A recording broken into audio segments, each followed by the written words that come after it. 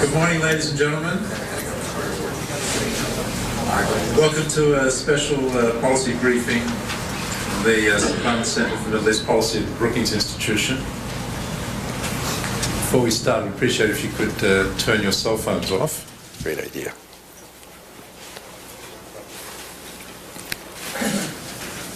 As you're probably aware, yesterday the bulk of the remaining Syrian forces pulled out of Lebanon. And tomorrow there will be an official departure ceremony between the Lebanese government and the remaining representatives of Syrian presence in Lebanon. I venture to guess that this is not exactly what President Hafez al-Assad had in mind when he handed over power to his second son, Bashar al-Assad, more than 4 years ago. It's been a rough ride for the young Syrian leader and those who have tried to deal with him as well. From domestic reformers to Western statesmen and diplomats, many have been frustrated by the gap between the expectations of the young Western-educated ophthalmologist and the performance, which at times seems to be reminiscent of the brutish behaviour of the Syrian Ba'ath Party of yesteryear. What exactly is going on in Damascus? That's the question that we brought Flint Leverett to the Seymour Centre to answer. And he has done so in this book, which is just being published this week. It's called Inheriting Syria, Bashar's Trial by Fire, available at your bookstore today, including the one outside. We brought Flint to write this book because of our commitment to in-depth research, and in particular the application of experienced policymakers to that task.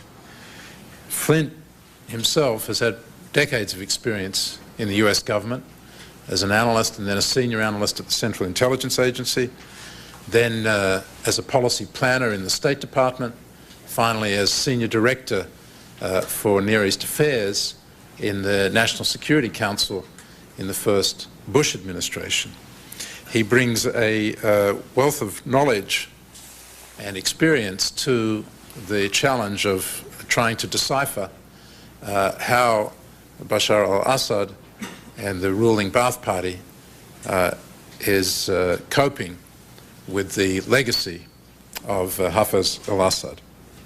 He will speak today first about the book and his main conclusions, and then we're honoured to have two distinguished journalists, Sy Hersh and James Bennett, to open the discussion. Sy Hersh is probably well known to you all as one of America's, if not the premier investigative reporter. He first came to prominence in 1969. Many of you will remember as the man who wrote the first account of the My Lai massacre in South Vietnam. Since then, he's gone on to break a number of important stories as a result of his extraordinary investigative work and publish a number of books. He worked for the New York Times for some time during the 70s and 80s. He is now journalist for the New Yorker magazine, where he was the first to break the story of the Abu Ghraib prison treatment by US soldiers, and since then has published his latest book, The Chain of Command, The Road from 9/11 to Abu Ghraib. James Bennett is currently a staff writer for the Sunday magazine of the New York Times. He served with great distinction as the New York Times Jerusalem bureau chief from 2001 to 2004, and is an astute observer of the Middle East scene. So, it's my pleasure to ask Flint to give us a synopsis of the book Inheriting Syria, I must say that I'm biased, of course, but I think it's a fascinating read, and I'm very proud that we've been able to bring you, Flint, to the Saban Center to produce this. Go ahead. Thank you. Thank you, Martin, and let me add my own words of thanks to Cy Hersh and James Bennett for coming out today for this book launch. I also want to take a moment to thank a couple of other people. First of all, I want to thank Martin.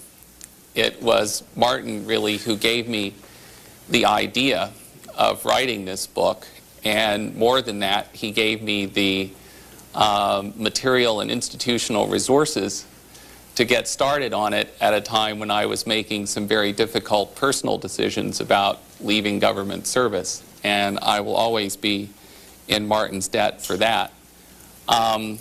If Martin is the person without whom I couldn't have started the project, then I also want to thank the person without whom I couldn't have finished it, and that's my wife, Hillary. You really have to love someone to live with him while he's writing a book. And I'm very pleased to have had the chance to dedicate Inheriting Syria to Hillary. I wish I could say that when I started working on this almost 2 years ago, that I had the strategic genius to foresee that April 2005 would be the ideal moment to put out a book on Syria. You know, was ready 4 months ago, and I told Brookings Press to sit on it. The moment wasn't right. That wouldn't be entirely accurate, and I'm not too proud to accept dumb luck as a source of good fortune. But by whatever means this book has come to be put out now, I think this is really a critical moment for Syria. It's a critical moment both in terms of the strategic challenges that Syria is facing, and it's also a critical moment, I think, in terms of U.S. policy toward Syria. I want to talk about each of those things for just a moment. First of all, it seems to me this is a critical time in terms of the strategic challenges facing Syria.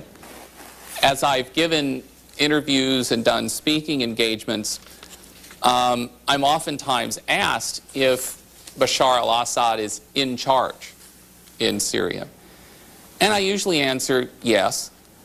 And often there's a kind of challenging follow-up.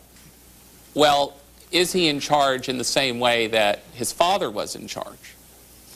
And to that I usually say, well, of course not. And why at this point in his evolution as a national leader would you expect him to have the same level of authority that his father enjoyed for the last 15 or so years that he was president? Hafez al-Assad, if you look at his career, didn't really become the uncontested master of Syria and this perceived brilliant player of the regional game until at least a decade or so into his presidency, after he had gone through a series of defining challenges. He established Syrian hegemony in Lebanon. He defended that hegemony against both Israel and the United States. He put down a challenge to his regime from Sunni fundamentalists, and he put down a challenge to his own position from his brother. It was after that that he was Hafez al-Assad, the Lion of Damascus, but not before. Bashar, not quite 5 years into his presidency, I don't think has gone through those kinds of defining challenges. I think he is going through one now. And how he handles that defining crisis will, I think, say a lot about his future as a national leader and about the future of Syrian politics and Syria's regional position. That's why I say it's a critical moment in terms of the Syria strategic situation. I also think it's a critical moment in terms of the evolution of U.S. policy towards Syria.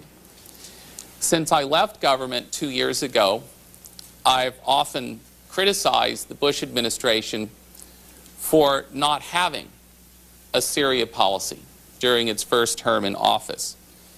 Like its predecessors, the Bush administration has had a long list of complaints about Syrian behaviors: support for terrorism, pursuit of weapons of mass destruction, hegemony in Lebanon, shall we say, not cooperating with U.S. goals in Iraq, all these things.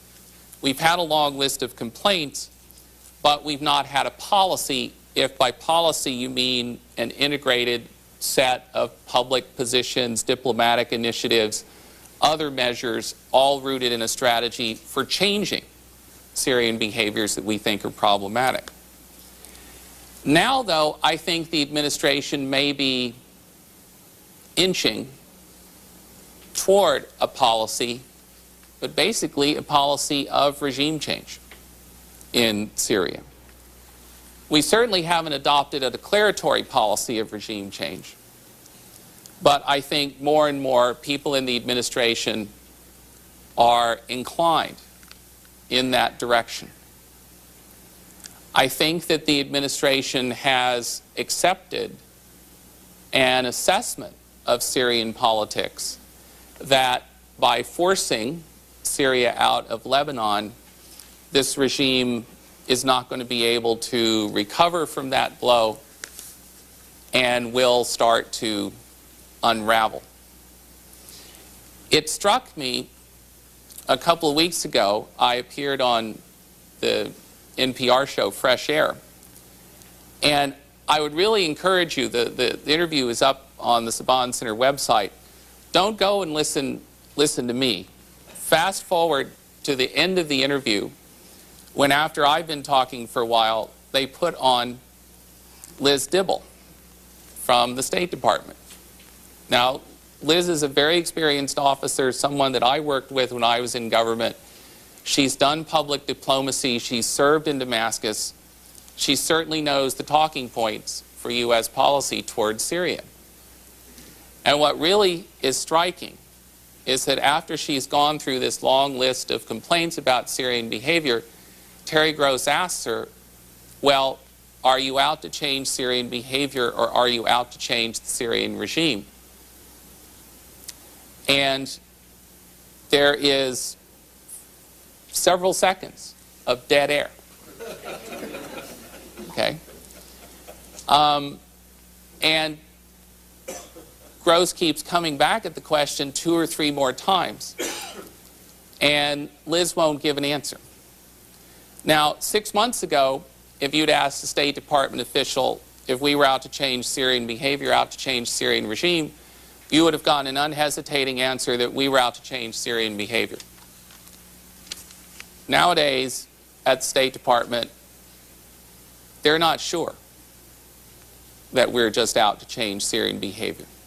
I think we are kind of inching toward a regime change posture. And so for that reason, I think it's a critical moment in terms of U.S. policy towards Syria. So at this critical moment, I put out Inheriting Syria. And I hope it does make a contribution to the policy discussion. The book, from my perspective, has 2 objectives. First of all, I wanted to provide an actionable analytic portrait of Bashar al-Assad as a national leader. This is something that I think is very much needed. If you look at the really outstanding books that have been written on Syria in the last 20 years, you would certainly include the political biographies of Hafez al-Assad by Moshe Maoz and Patrick Seal, but both of those books are more than 15 years old. There have been some very good writing on the Israeli-Syrian negotiations by Itamar Rabinovich, by Dennis Ross, others. The Israeli scholar Eyal Zisser wrote a nice book on the last decade of Hafez's presidency. But there's really nothing out there on Syrian politics and policymaking under Bashar. So I thought it was time that something tried to fill that void, and I hope Inheriting Syria does that. The second objective of the book, though, is to take that actionable analytic portrait developed in the book and draw the implications for U.S. policy.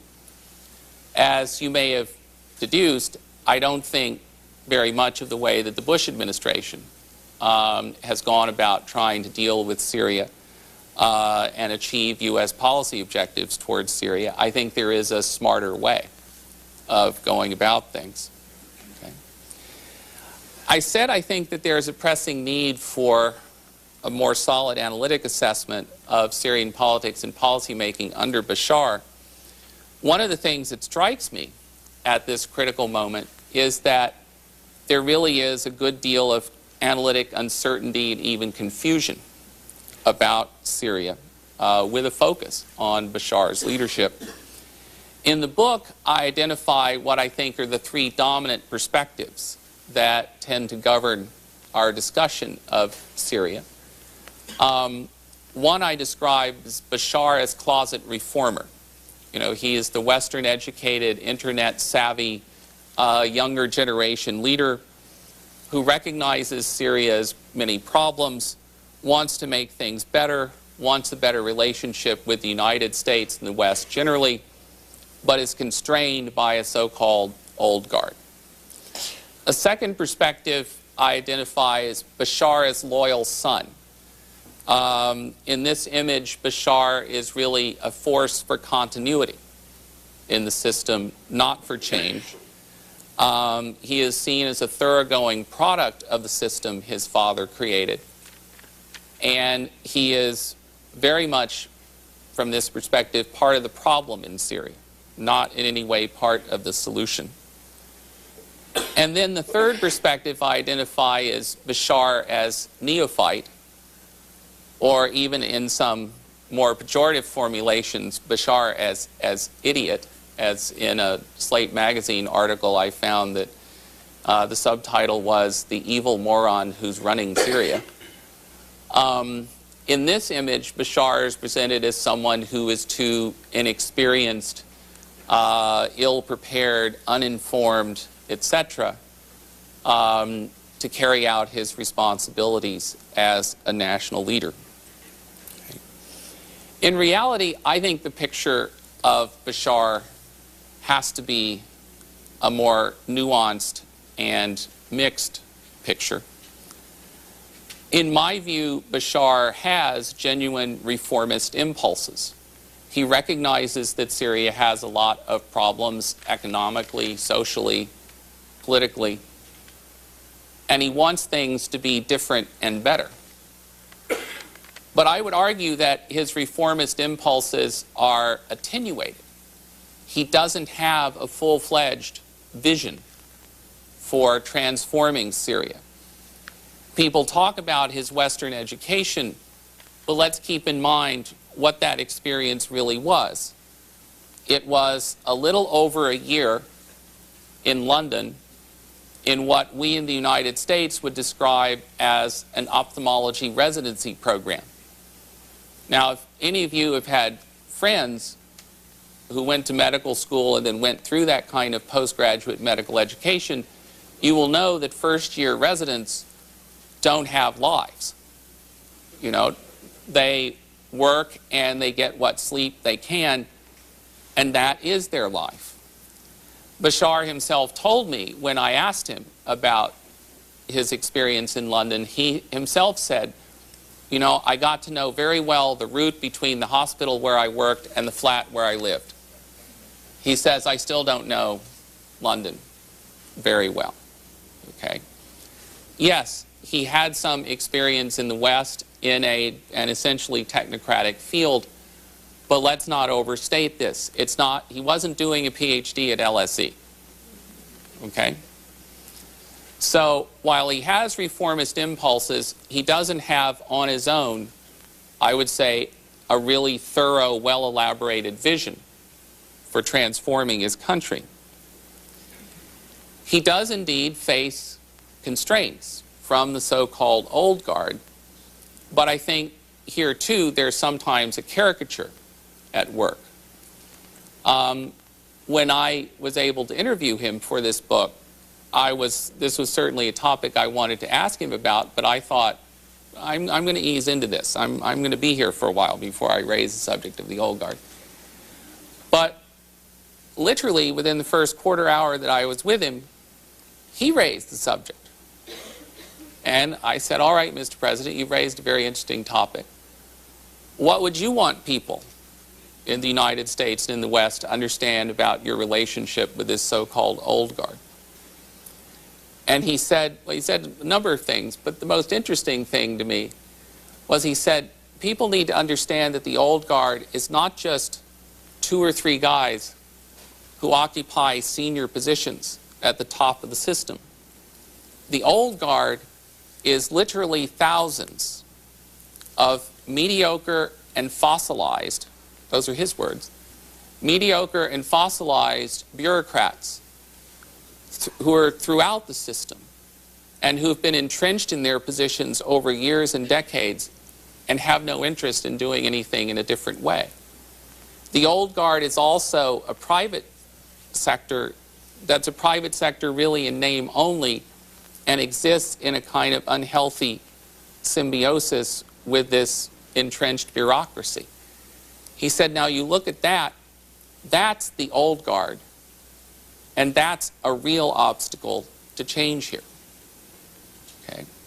So he is constrained, but the constraint is not just 2 or 3 old guys at the top. It's more systemic than that. Bashar is trying to find ways, in my view, to work around the old guard, both the 2 or 3 guys at the top and this more diffuse and entrenched old guard in the bureaucracy. And I document in the book how he is basically setting up his own alternative network of technocrats, people with Western advanced degrees in fields like economics, computer science, business, people who've had experience in the private sector outside Syria or with international institutions like the World Bank. And he is, over time, building up a network of these people and placing them in, for the most part, second-tier positions in the Syrian system. Occasionally he gets one up into a ministerial level appointment. And I think he's trying to build up this network over time. Another part of that network, and it's part of the confirmation for my argument that Bashar really does have reformist impulses, is his wife, Asma. I'm saying this not only because my own wife is here. I think who a man marries says a good deal about him. Now, the woman that Bashar chose to marry, and chose to marry over his mother's objections, which is not insignificant in his cultural setting, that woman is the daughter of an expatriate Syrian physician, a world-class interventional cardiologist who's made his career in the United Kingdom. She was born, raised, educated entirely in the UK, has a degree in computer science from the University of London, went through the investment banking training program at J.P. Morgan, worked at Deutsche Bank, and had been admitted to the MBA program at Harvard Business School at the time that Bashar proposed to her. Now, you may question what it says about her judgment that she gave up Harvard Business School to accept that proposal. But I'm more interested in what that says about Bashar's judgment, that the person he selects to be beside him on a daily basis is someone who is going to bring exposure to absolute world-class standards and practices in the globalized economy of the 21st century. I find that a very striking statement about him. So he's trying to develop this alternative network of technocrats, but I think he still suffers from some pretty serious capacity deficits. he does not have around him the range and depth of technocratic expertise that he needs to craft serious reform initiatives, particularly in the economy. He himself will admit this, acknowledge this in conversation.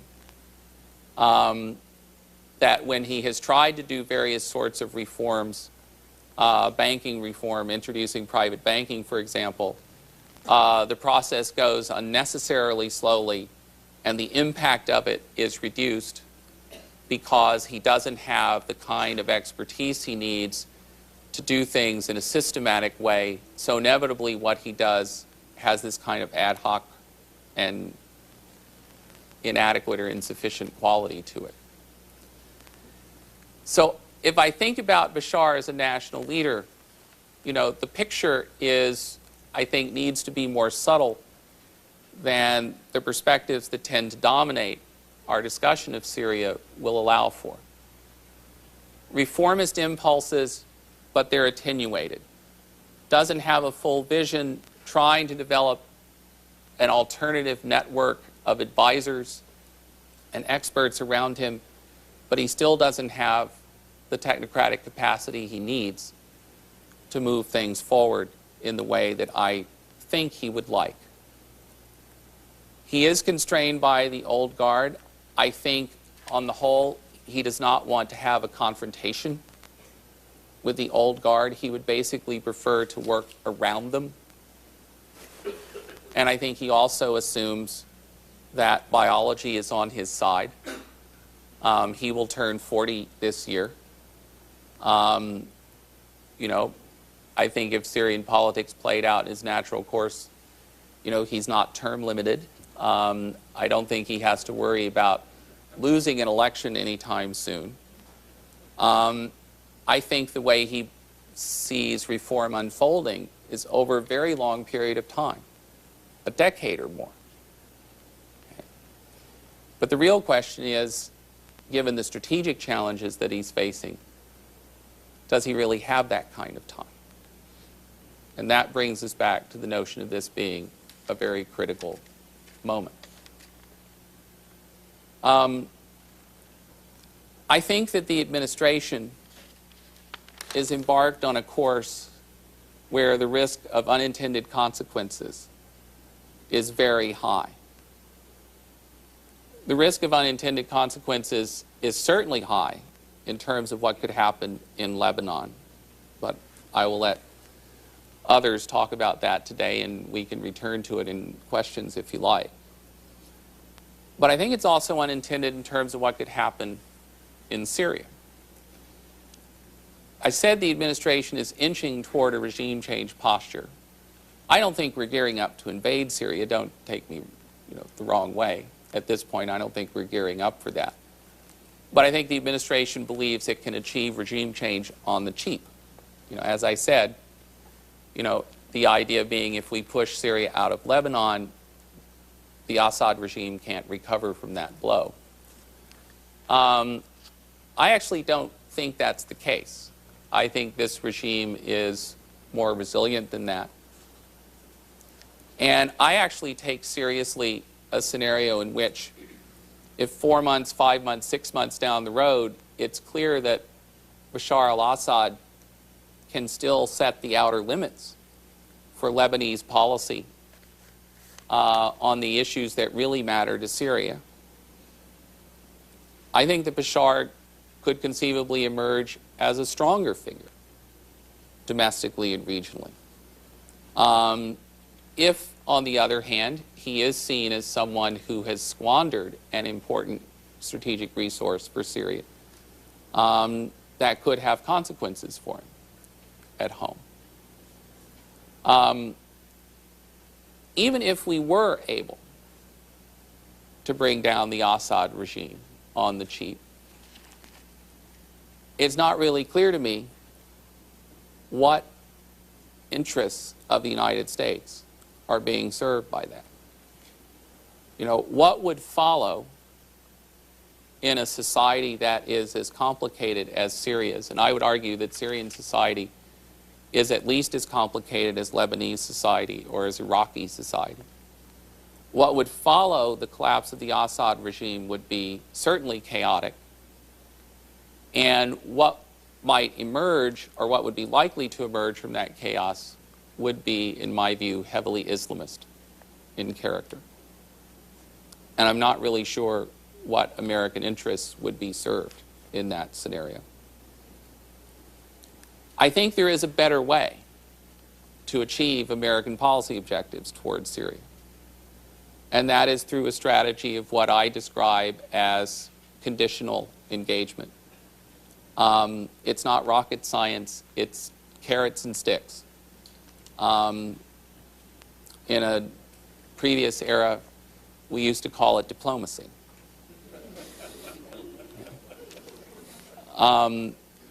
My experience with this administration is they find diplomacy a very challenging undertaking. And they've certainly not, in my view, tried strategically rooted diplomacy with Syria. I think that we could make real progress toward our objectives with Syria through a carrots and sticks approach. I think that Bashar wants to make a strategic understanding with the United States.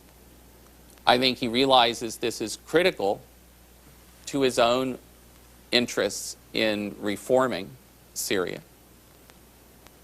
And I think he is open to making, in effect, a bargain that addresses our most important concerns.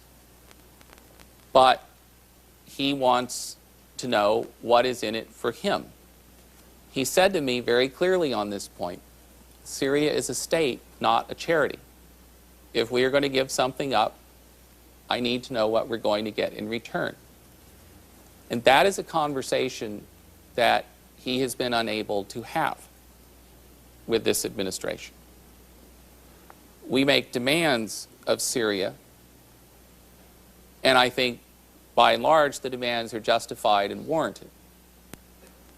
But we do not spell out what is in it for Syria to cooperate with us. And therefore we don't get very far.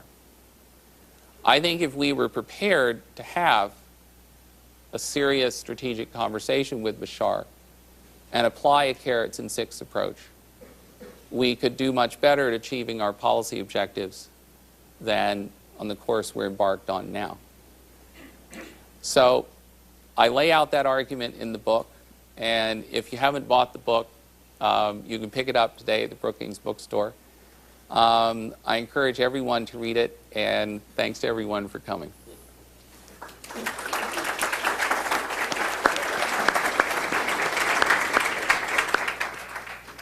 Thank you, Flint. Cy Hersh had a chance to talk to Bashar al-Assad also. Yeah, I have a problem, and I actually was seeing him right at the time, the critical time in early February. The problem I have is I'm still doing work on it, so I have to, you know, I'm a professional journalist, but I have some things I can say without getting into a lot of details. First of all, I read his book, Going to Syria. I read an early version of it, and it's absolutely, you can understand why he's not at the White House. Absolutely balanced, reasoned view of what to do, and as said, I thought I said what Flint said at the end, of course, is, you know, he is willing to play, he's willing to deal. I'm always reluctant to tell you, I can't tell you how nice he is. He's a very open, friendly, almost disingenuous person, of course, and I think it's real. And so any journalist will tell you with his salt that you always have to discount the affection you feel for somebody because he is a warm person. There are some wonderful ironies about all this, and to get back to the real world, I'm always amused by democracy in Lebanon being touted by the United States since, let's see, our CIA was fixing elections in Lebanon before Bashar was born. You know, promoting the Maronists in the 50s. You know, some of you in the government probably know firsthand Ray Close and all the stuff that was going on then. There was an awful lot of stuff going on. So we're not innocents in all of this. And I'll just take us back to some of the questions that fascinate me about the current event. What's going on now is Hariri. We really don't know who killed Hariri. I had a friend in the government. There are some people, some of the people, the neocons, like to chat to me. I don't know why, torture me probably. But anyway, I had a friend say to me, it doesn't matter. Why are you worrying about the fact there's no empirical evidence for who killed them? There isn't. I don't like the UN report at all, the Fitzy report. I mean, if you go back and look at the same report he wrote in Kosovo, he wrote one that was also, you can read between the lines in the report, it doesn't establish anything. And Hariri in death was, just like Ronald Reagan, much more wonderful than Hariri in life. You know, when I knew about Hariri, it was always about the enormous amount of money he was peddling into Chirac and into other people, his representation of the Saudis. Not that he didn't have some ideas and not that he wasn't a key player in the rebuilding of Lebanon, but the godlike affectation that he has in death wasn't there in life. Hariri's death, as somebody in the government said to me, he said, "Si, why are you worrying about it? It doesn't matter what the reality is. It's Syria did it. That's all we say, and that's all the world wants to believe, and that's it. Syria did it. Whether Bashar, the big issue is, did Bashar doing it? Did he know it, or was it done by Ghazali and or some of the intelligence people behind his back in Lebanon?" And I don't think that is the big issue. I think the real question is, I don't think we should rush to judgment on all these things. And we shouldn't be so quick to rule out anybody investigating it as corrupt as we have, except for the UN. So for me, it's an open question. I do think that in death, Hariri, the best thing that has happened to French-U.S. relationships has been the death of Hariri. You know, and so now you have, and you can't discount, you know, in all foreign policy discussions, you know, as Tip O'Neill once said, all politics is local. You can't discuss the friendship, regardless of its basis, between Hariri and Chirac, and Chirac's venom right now towards Bashar. Chirac is really very angry. He believes that Bashar or the Syrian government, whether there's evidence or not, is directly responsible for the death of his longtime friend and longtime benefactor. Another issue that, by the way, Flint gets into a few times in his books. In his book is very interesting. Flint does get into the notion that Hariri had another life in terms of this payola, and so I think that colors our policy. In a nutshell, I don't think there is much give in our policy. I think, as not surprisingly, I think the essential American policy is, it's been stated to me, is that Bashar is Saddam Hussein. For many of the people, the main players in this White House. He's simply, you know, not literally, but figuratively, he's somebody that, in their view, must go. Will it happen? There's so many imponderables. We're really in an amazing situation now in which the game plan against the initial White House game plan for the redoing the Middle East, which I think is very real, was very real. They got a bonus with Hariri's death, but the basic game plan involves Syria and Iran, obviously. And it's pretty much up in the air, no matter what they tell you, no matter how much good stuff they want to spin about the election process and all that. We're in real trouble in Iraq, and the real issue, and one of the big focal points for us is, obviously you can't control what's going on in Iraq right now in their view without controlling Iran.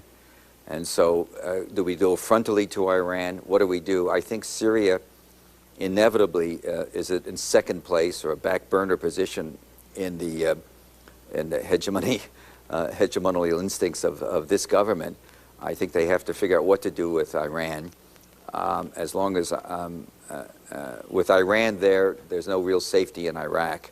I think in their view, they see a direct connection between none of it. You all read, you all know what Abdullah's been saying publicly in Jordan, and the Saudis are saying, and certainly the Egyptians are saying, nobody wants the spread of Iranian revolution into the south, into Iraq. Nobody in this government does. So there's a lot of issues there. Will they end up choosing to decide to isolate Syria? One attractive thing in talking to people about getting rid of Syria, of course, or getting rid of this regime, is then you isolate Iran more. You have it surrounded by potential enemies. Do they think that's an impossible position? No, I think they think he's going to fall from inside, and I think that's my sense from talking to people, that he's going to erode his own position. And I don't know how much we're really going to do overtly.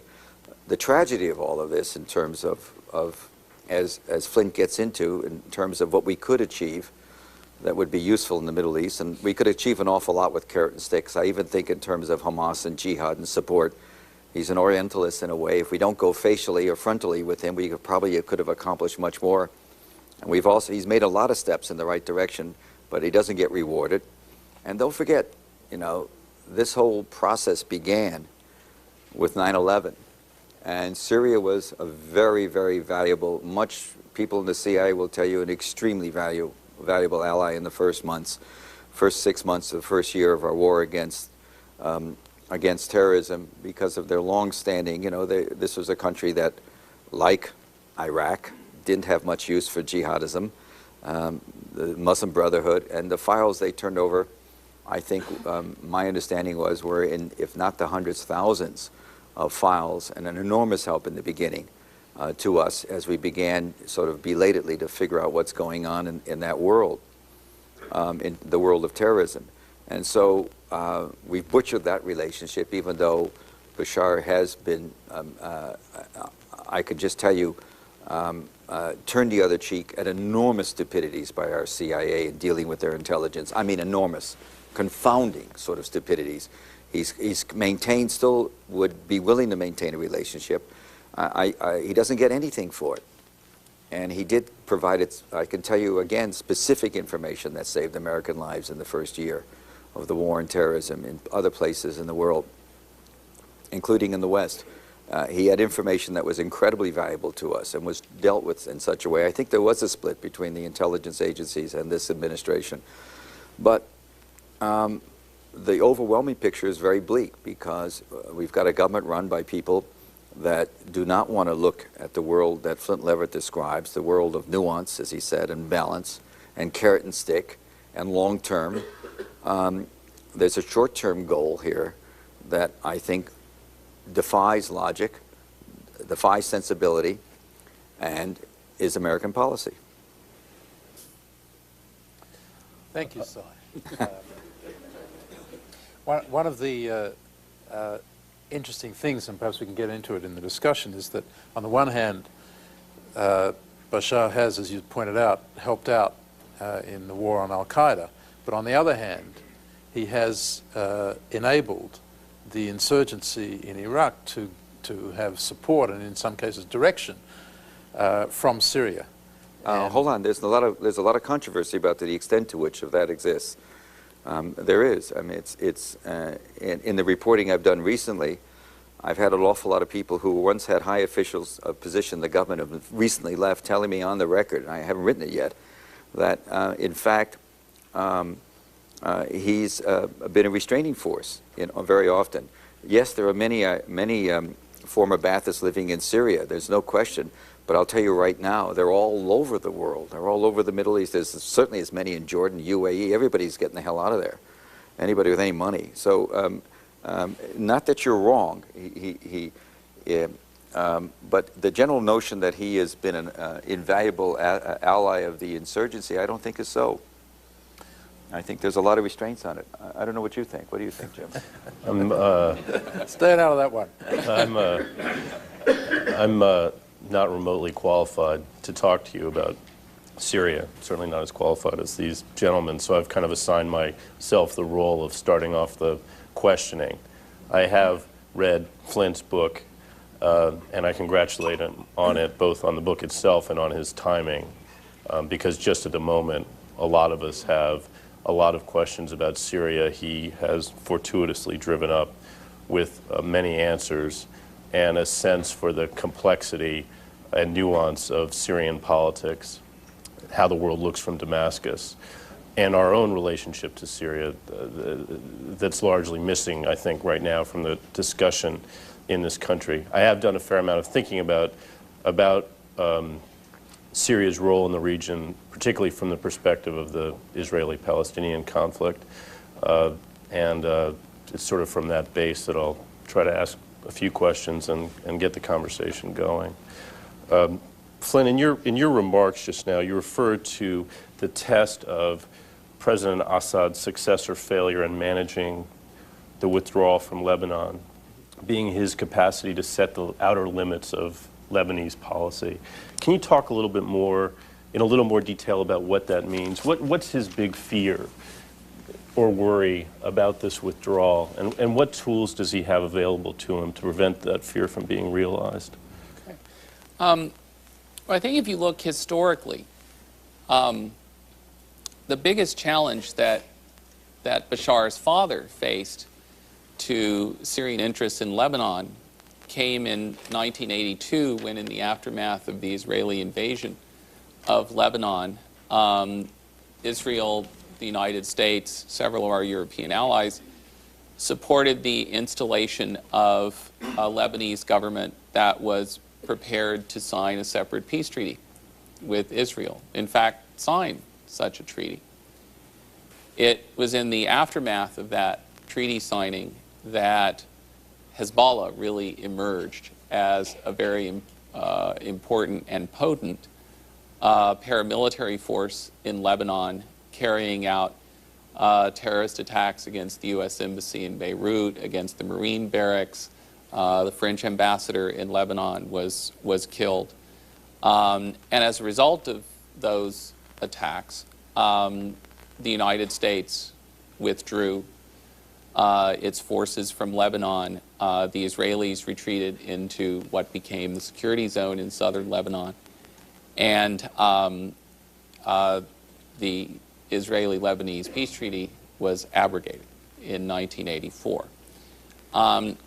I think that's really the worst case from a Syrian perspective, that you could get in the aftermath of parliamentary elections in Lebanon, whenever they happen. You could get a government organized by the current opposition.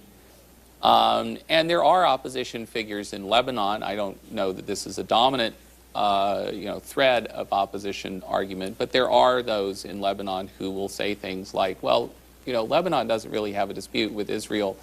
We could make the 49 armistice line a border between Israel and Lebanon and sign a peace treaty with them tomorrow.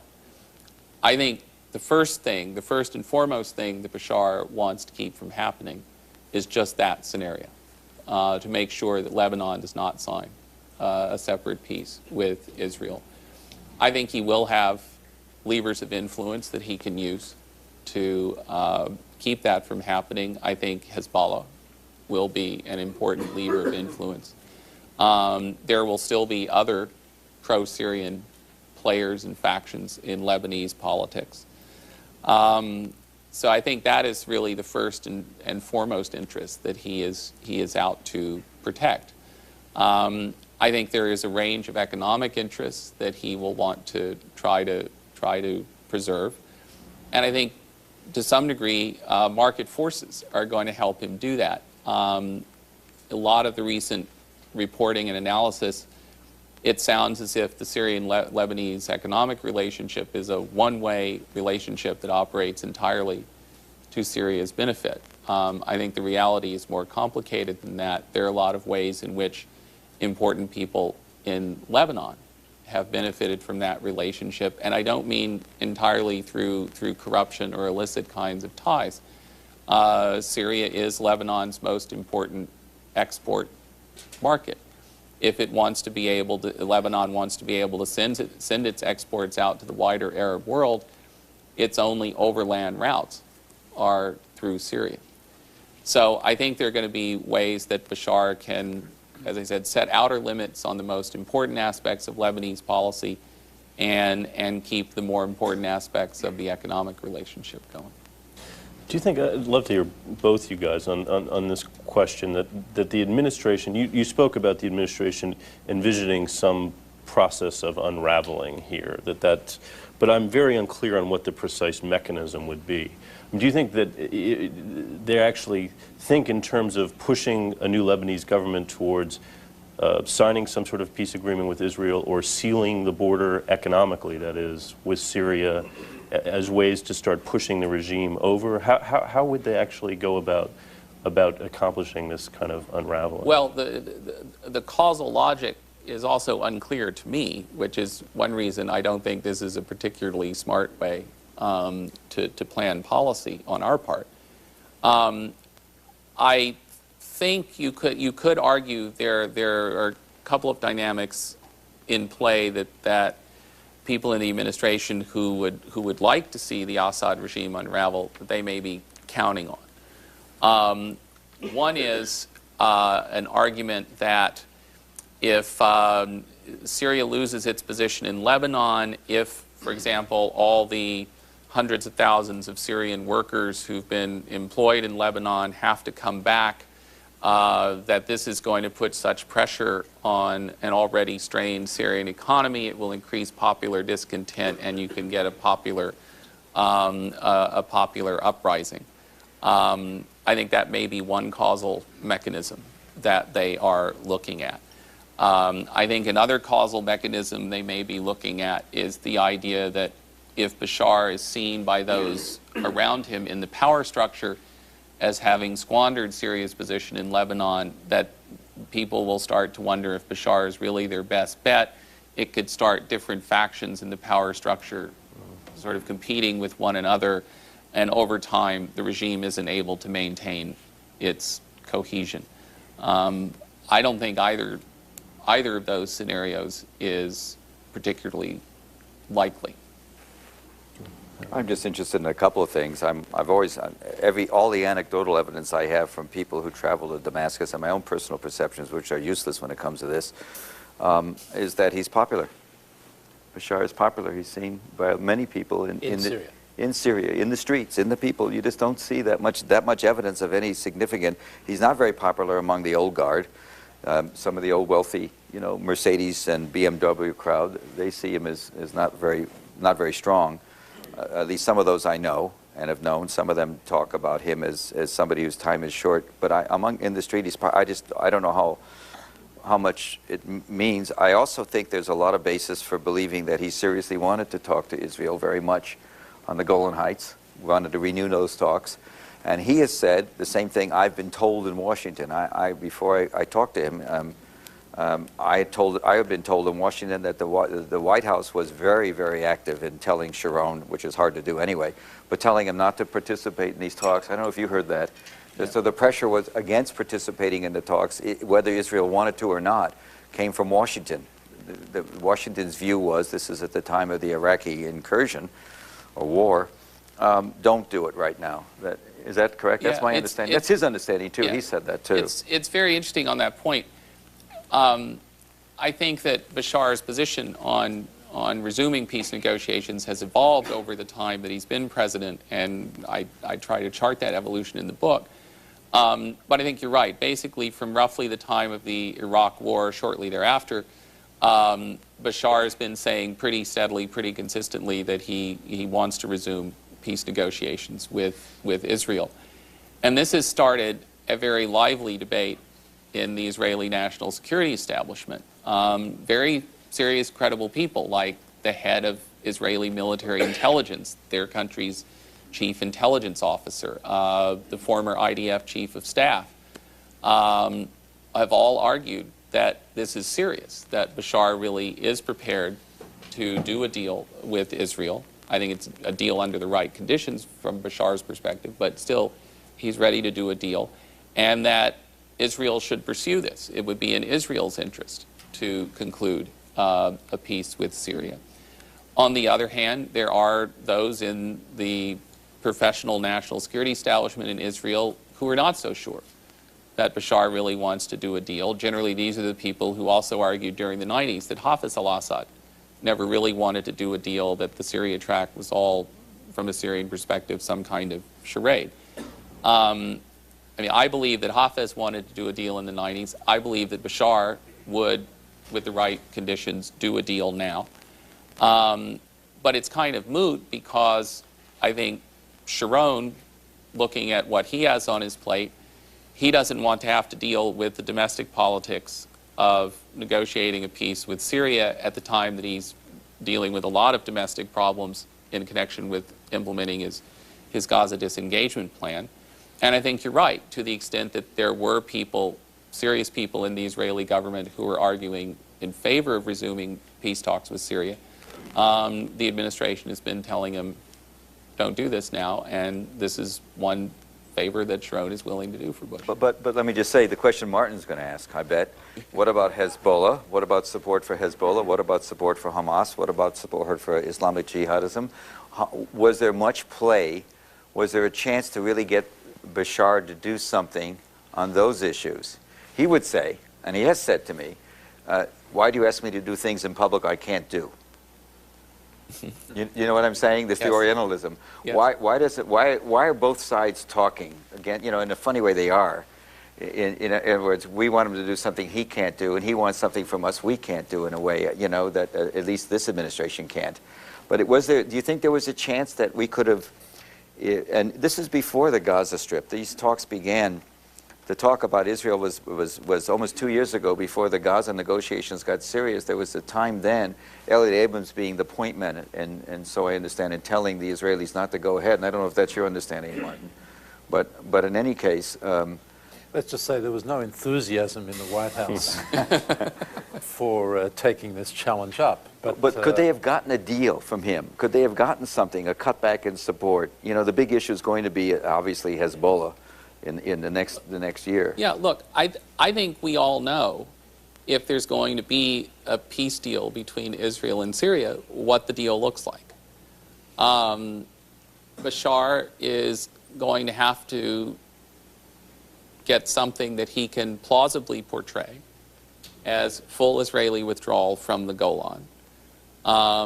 He is perfectly prepared to talk about security arrangements, DMZs, limited force zones, third-party monitoring, other things like that to ensure, from an Israeli perspective, that the Golan couldn't be remilitarized. I think he's prepared to meet Israeli requirements on normalization of relations. And I think Bashar understands that as part of that deal, you know, support for groups like Hamas and Islamic Jihad would have to be stopped. And I think he also understands that Hezbollah's disarmament in Lebanon would be part of the package. The Can he question is, snap his fingers and make that happen, though? I wouldn't say snap his fingers, but as part of an overall settlement in which Syria and Lebanon were getting peace treaties with Israel, I think it would be understood that the Lebanese armed forces would be disarming Hezbollah, and at least before Syrian forces withdrew from Lebanon, Syrian forces would backfill the positions that the LAF would have to give up in order to go into the south and take care of the Hezbollah weapons caches. Look, in your dreams. Here's the crux of the problem. You know, the three of us at least have each individually had a chance to talk with President Assad, and I think we've all come away with the same conclusion. Nice guy, talks a good game about reform and peace with Israel, but when you leave the room and you look at what happens, he doesn't seem to have the ability to follow through. In my case, my experience with him was he explained he was very candid in the same way as he was with you, in terms of explaining his problems, and very clear about what I thought was a fairly, from his perspective, fairly shrewd strategy, which was that he was going to make peace with Israel and cooperate with the United States over Iraq. And his assumption, unspoken, was that we'd leave him alone in Lebanon. But he didn't follow through on making peace with Israel. And it's not enough just to say, well, you know, Sharon didn't respond or Bush didn't respond. There are plenty of things that he could have done if he was serious about making peace. I think he was serious, but there's a lack of follow-through. If he was serious about stopping the support for the insurgency that was coming from Iraq, from Syria into Iraq, he could have done a lot more than that. So isn't really the case that your analysis of his reform capabilities, which is, quote, constrained, applies also to his foreign policy, that he's constrained there too, and that what you've got is a nice guy who wants to do the right thing, but isn't able to do it. Well, look, I think that the bigger question is, particularly in terms of his foreign policy, it gets back to that line I quoted about how, you know, if he's going to give something up, he needs to know what he's going to get in return. You asked, as I asked about You asked about what he's doing in terms of the insurgency in Iraq. Look, I think it's pretty clear, at a minimum, that Syria is not doing everything it could to constrain the flow of weapons, people, money, etc., from Syria to support the Iraqi insurgents. Okay, periodically, Syria does something to show that it could be helpful. You know, it affects the turnover of some important former regime people. It cooperates with us on some aspect of the funding problem. You know, there are a number of things that he does periodically to show I could be helpful here. But he is still waiting to understand from us if I am helpful in a sustained way here, if I, in a sense, give up this card that I have, what is it that you're going to do for me? And it's a particularly unfortunate mismatch of diplomatic styles or perspectives, because he's looking to have it spelled out for him before he really commits. What are you going to get in return? And he's dealing with an American administration that has basically decided, as a point of principle and a point of policy, that it will not spell out for him what he could get if he cooperates. And so, therefore, we are in the situation where, you know, he says these things, indicates that he would be prepared to move down certain paths, but then there is no real movement because, in my view, the diplomatic context isn't created. Okay, let's go to, my goodness, to questions. Please make sure to identify yourselves and ask questions. Ambassador Khatib. Wait for the microphone. Is there a microphone? No. Oh, just yell, Ted. First of all, let me compliment Leverett on a masterful presentation, and a good critique, good questioning from the panelists. Seems to me that there has been a symbiotic relationship between President Bashar al-Assad and the old guard. And I don't know if you'd agree, but basically, besides having the name Assad being his father's chosen heir, whether it was ever admitted or not, Bashar, as you noted, married well, has, he is an attractive man in his personal characteristics, as we've all known from meeting him. He can go to the capitals of Europe, or he could go to the capitals of Europe and be well received. He could go to Rome. He could go to Rome. He could go to London, Paris, Berlin, and be well received in all those capitals, and even learn some PR while he was there. But right now it appears that the administration intends, as Sy indicated, to hold him responsible for the murder of Hariri and give him the Arafat treatment. Since he is not known to be, particularly known to be a tough guy, at a time when there's a need to keep, if you're worried that the U.S. is up to something and you can exaggerate their ability to be successful, the question is, might elements of the old guard start to look at Bashar as having exhausted his usefulness to them if he is no longer, if the U.S. administration can bring Europe around to their point of view in terms of isolating Bashar. I mean, the Turkish president broke ranks recently, but he's the only one I know that did. And then how do things look internally in Syria? Yeah, that's a very good question. I will address it. I just wanted to say, I'm not sure I entirely accept the premise of the question, in that I think that the current unity between the U.S. and the major European allies on this issue could well decrease in coming weeks. Let's assume, as of tomorrow, Syrian troops are out. Let's assume at some point in the next few weeks we have Lebanese parliamentary elections. I think then that the next issue that's going to come up is going to be, well, what about Hezbollah? What's its role in Lebanese politics? Does it keep its guns, etc.? And I think there you have some real potential for the U.S. and Europe to go back on separate paths.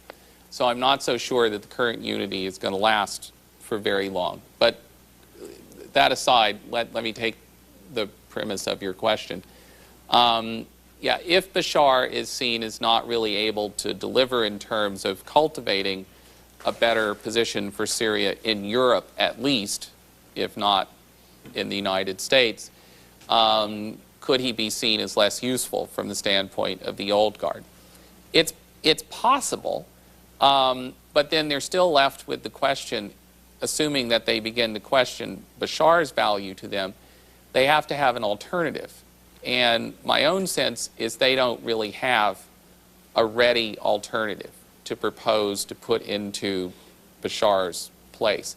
I mean, certainly I don't think any of the people who had senior positions under Bashar's father could step in and play that role. If you were going to look for people of a younger generation, I think you would probably have to look within the Assad family. You would still be talking about an Assad regime, just maybe a different Assad. And in that context, I guess the two possibilities that people mention most are, first of all, Bashar's brother-in-law, his sister's wife, Asif Shaukat, his sister's husband, sorry, Asif Shaukat, who is now the head of Syrian military intelligence. The other possibility that people identify is Bashar's younger brother, Maher al-Assad. I mean, people talk about them as possible alternatives to Bashar, but I don't know that we have any evidence at this point that they're really willing to play that game. I mean, in the past, there is a precedent. Hafez al-Assad was challenged, most significantly by his own brother, Rifat. And he was challenged at a time of real personal weakness, in the sense that Hafez had had a heart attack, he was laid up in bed, and it's in that context that his brother Rifat mounted a challenge to his position. I think Bashar is certainly challenged now, but he's challenged strategically. I don't think he's challenged personally. And so, I mean, we can identify those as possibilities. If the old guard began to look around for an alternative, maybe they could look within the family. But I don't think we have any evidence right now that either Maher or Asif Shaukat is really inclined to play that sort of game. Down in the middle there, please. A lot of people here. My name is Tamam Al-Barazi, and I'm an Arab journalist. I'm a Syrian for the last 28 years writing about Syria. It's the basic question which I really want to ask you, Mr. Liver, that in Syria they don't believe that turning a republic into a monarchy can happen without superpower consent. I mean, the North Korean paradigm cannot be repeated again and again.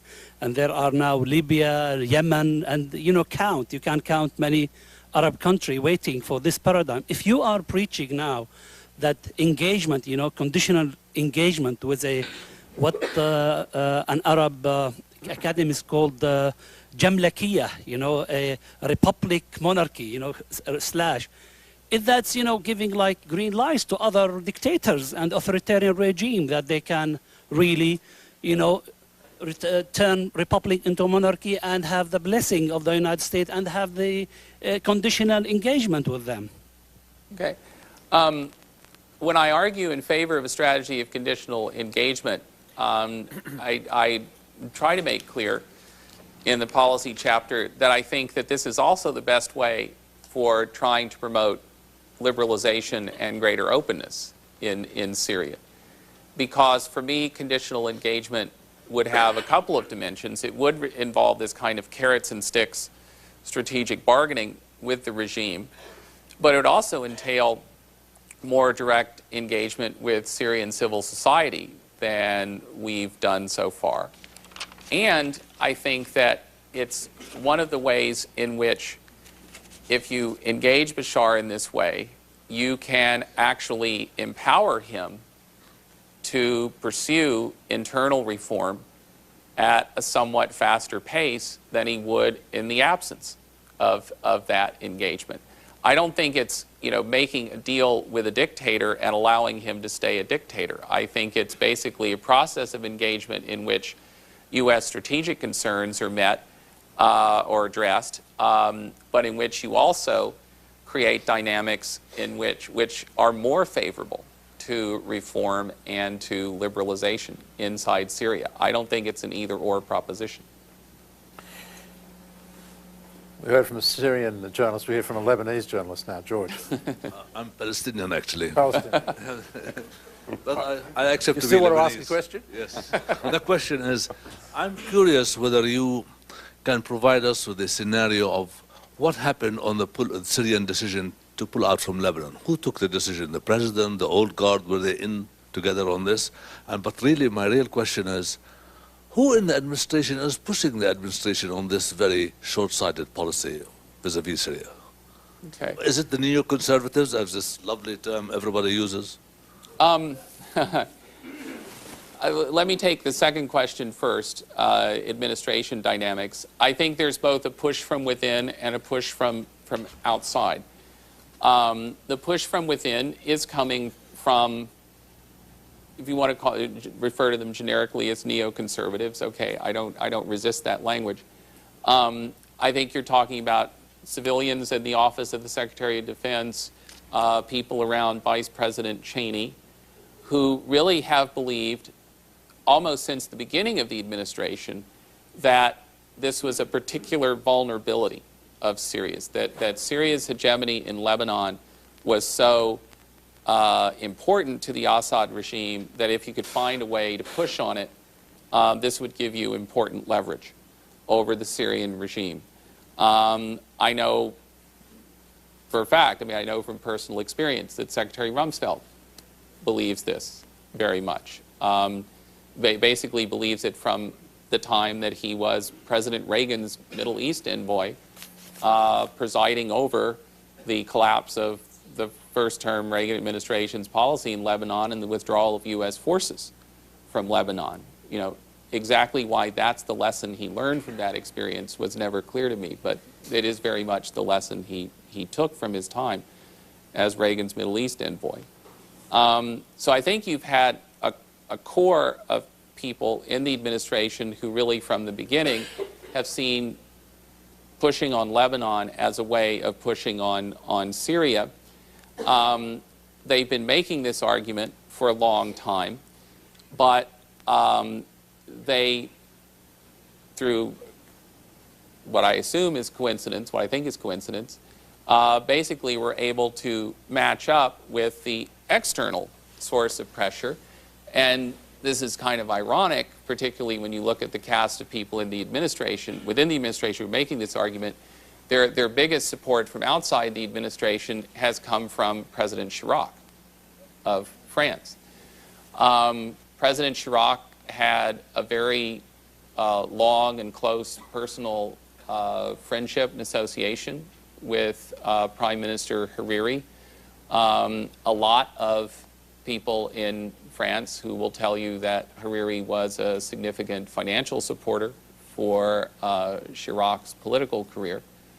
And when Bashar al-Assad began to resist some of Hariri's policy initiatives in Lebanon after Hariri returned as prime minister, by the time of the summer of 2004, Chirac was willing to take French policy in a direction that wanted to put pressure on Syria over Lebanon.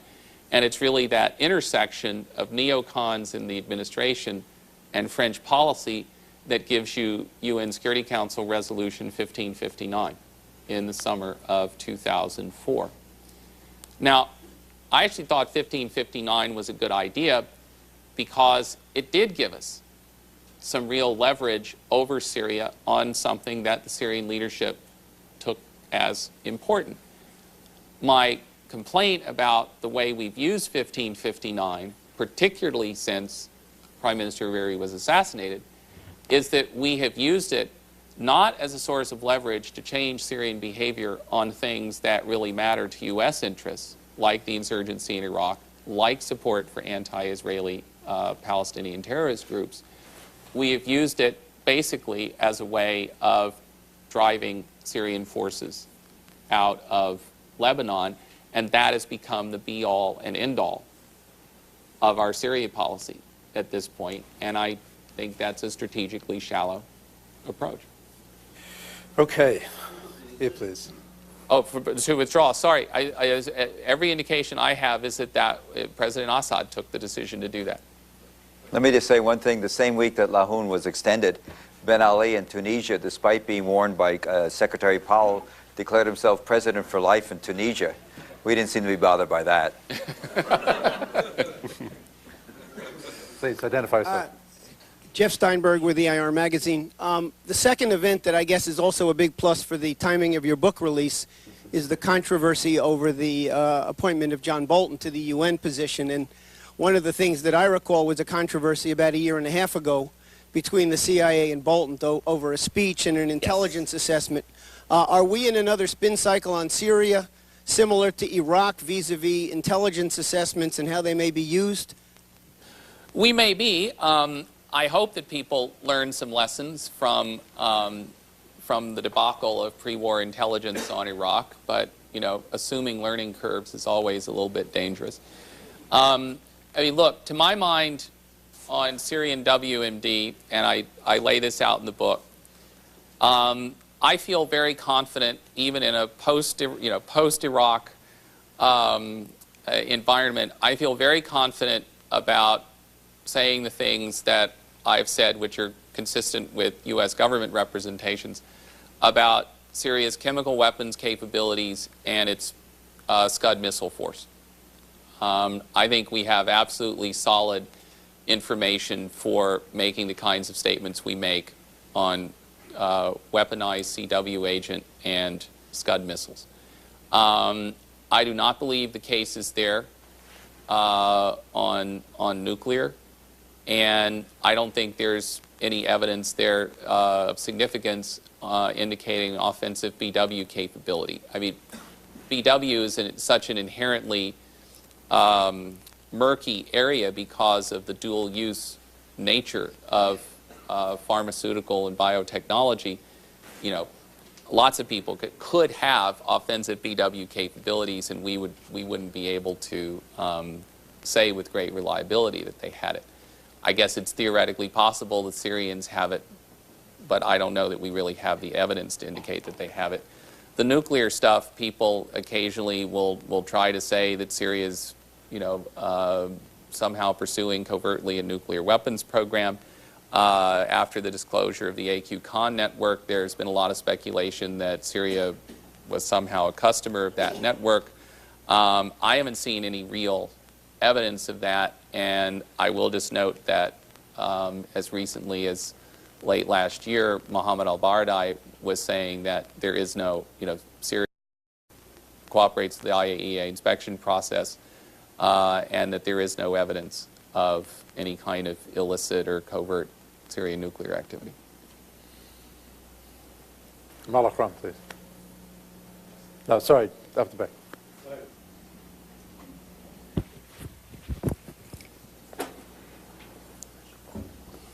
Clint, Khalid Dawood from Al-Ahram. I'd like to thank you very much for your presentation. I just had a question for you. Through your interviews with President Bashar Assad, did he give an explanation why isn't he pushing at all towards the internal political reform process? I mean, Syria until now remains to be almost among a few Arab countries which doesn't really have like a plurality of newspapers.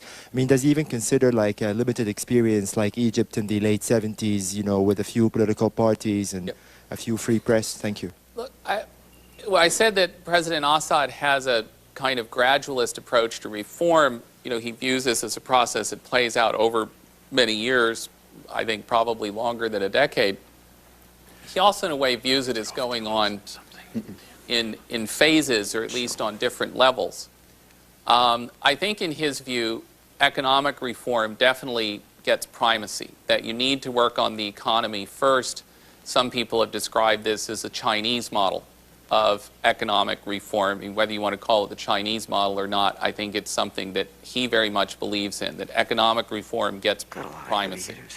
I think the second aspect of reform is social reform, which in his view largely means the attenuation of sectarian identity in Syrian society and the development of civil society in Syria, which basically means organizations, associations, other kinds of fora in which people define their identities in some way other than by religious sect. Okay, that's essentially what civil society is about. And political reform is for him the last part of the reform process, and he's very explicit about saying you don't want to move on that too early, otherwise you get an outcome like we got in Algeria in 1992. Now, could he move faster on political reform? Yes, he could. I think it's going to be very interesting to see what is announced at the upcoming Ba'ath Party Congress this June. He laid down a marker in his own speech to the Syrian parliament on March 5th in connection with Lebanon that this reform, that this party Congress was going to be an occasion for significant reform announcements. Certainly, political cognoscenti in Damascus are looking to this meeting as a potentially important event where some, perhaps changes in the party law allowing parties outside the National Progressive Front to form. I don't know what's going to get announced, but I think that'll be something to look for in June. Unfortunately, we're going to have to bring this session to a close. I apologize to everybody who wanted to ask questions. But being noon, we need to finish up here. I have a closeout, a McLaughlin-esque closeout question, which is, in 10 years' time, will Bashar al-Assad still be president of Syria, and will Syria have a peace treaty with Israel? Short answer. Yeah, I think the odds are 10 years from now, if I had to bet money up or down, I'd bet that Bashar will still be president of Syria. I'm less sure about the peace treaty with Israel. Okay. I want to thank Cy Hersh, James Bennett for participating in this discussion, and especially Flint for all the hard work you did to produce this on such a timely basis. Thank you all very much for coming.